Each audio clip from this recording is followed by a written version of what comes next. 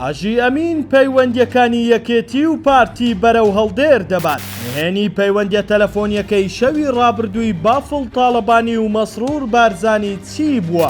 کاردانەوەکانی ڕووداوی لالەزار ڕۆژ لە دوای ڕۆژ قوڵتر دەبنەوە. کاریگەری ڕاستەوخۆیان لەسەر دۆخی سیاسی کوردستان دروست کردووە.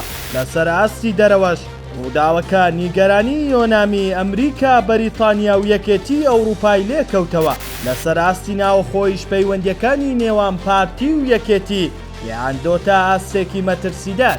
بەتایبەت دوای ئەوەی مەسرور بارزانی ڕووداوەکەی وەک شەڕی دوو حیزب وەسف کرد کە ئەمە نیگەرانی توندی یەکێتی لێکەوتەوە. ئێستا گرژیەکان چڕ بوونەتەوە سەر دۆسیەی ئەژی ئەمین، بەتایبەت دوای ئەوەی میدیای یەکێتی بڵاوی کردەوە کە ناوی لەدان پێدانانی دەستگیرکراوەکان داهاتووە و ڕووداوەکەشی بە هەوڵی کودەتا ناوزەند کرد. بەپێی زانیاریەکانی ستاندەر وێنێشە و بافڵ تاڵەبانی لە پەیوەندیەکدا بە فەرمی داوای لە مەسرور بارزانی کردووە کە ئەژی ئەمین ڕادەست بکاتەوە. سەرۆکی یەکێتی هەڕەشەی ئەوەی کردووە کە ئەگەر داواکاریەکەیان جێبەجێ نەکرێت هەموو جۆرە پەیوەندیەک لەگەڵ پارتی هەڵدەپەسێرن. هەرچەندە وەڵامی فەرمی سەرۆکی حکوومەت ئاشکرا نەکراوە، بەڵام پێشبینی ناکرێت پارتی ملکەتی ئەو داواکاریە ببێت. ئەمەش لە کاتێکدایە کە بڕیارە مانگی داهاتوو هەڵبژاردن بۆ دەستەی سەرۆکایەتی پەرلەمان ئەنجام بدرێت. ئەم ئاڵۆزیە نوێیە چارەنووسی ئەو پرۆسەیەش دەخاتە مەترسیەوە.